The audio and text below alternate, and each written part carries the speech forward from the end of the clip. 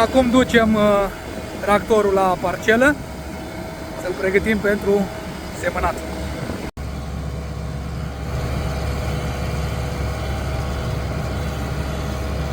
Bă, ce frumos e să ducă singur la câmp, știi?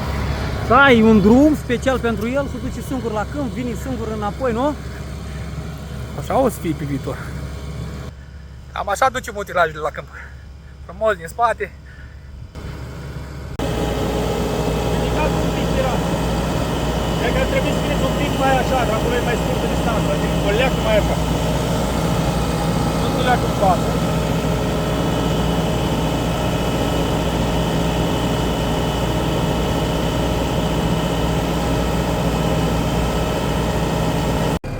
Gata, am montat și semănătoarea, am legat-o de tractor. Ca la avion. Dăm drumul la motoare. În curând îl băgăm în brază.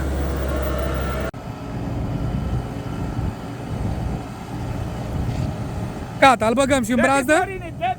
Dorini jos nu sta, ce faci? Imediat dacă vin, nu? Am pentru tine. Îl băgăm bază, nu știu. Vezi dacă nu mai vedelit, dar...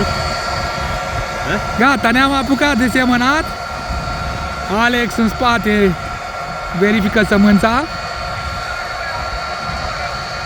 Ca la trupele speciale se ferește de senzorul LIDAR.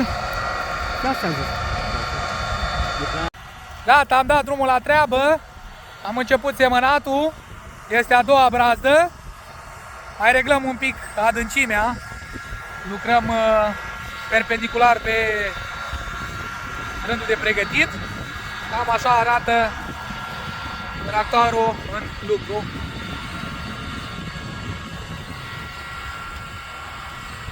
Astăzi suntem la Vaslui, Sărățeni, și facem o lucrare de semănat rapița în ferma lui Alex Veselu.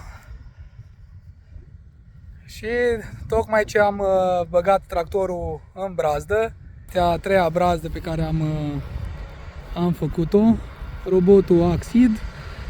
În spate are o semănătoare Gaspardo de 12 rânduri, distanța între rânduri 50 de centimetri, iar ca normă de semănat, 500.000 de plante la metru la hectar. Ca normă de semănat, 500.000 la hectar.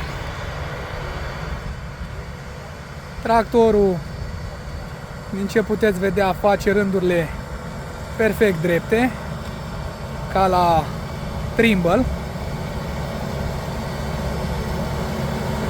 Vedem acum când se apropie de noi dacă reduce un pic viteza.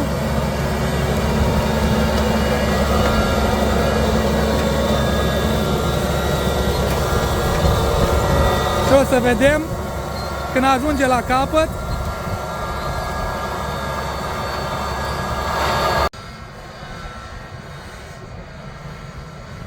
Acum întoarce, se poziționează pe traiectoria de semănat.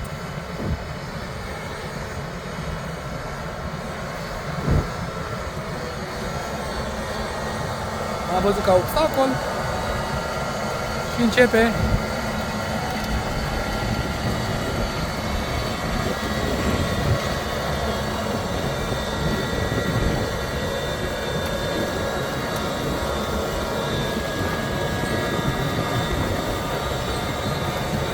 Viteza de semănat 6 km la oră. Suntem în Sărățeni, Vaslui. Semănăm cu o semănătoare de 12 rânduri la 50.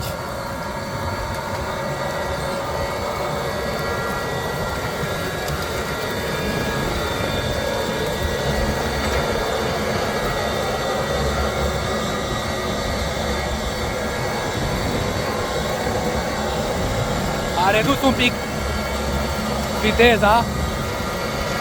A văzut pe domnul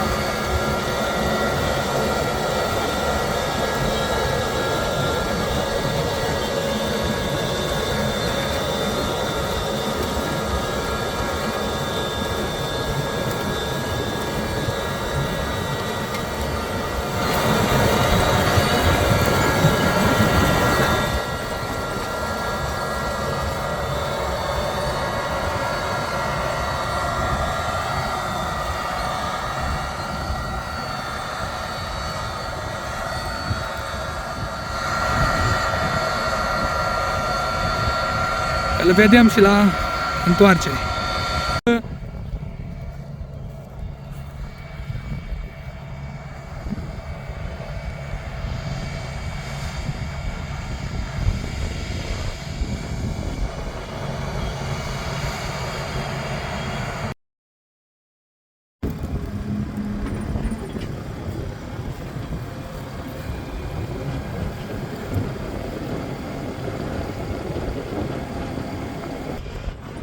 Da, alimentăm după aproximativ 18 hectare, 18-20, nu le-am mai monitorizat, am tot stat pe live. Alimentăm din nou cu îngrășământ, verificăm din nou sămânța și dăm drumul la treabă. Noi stăm pe capăt și robotul își face singur treaba.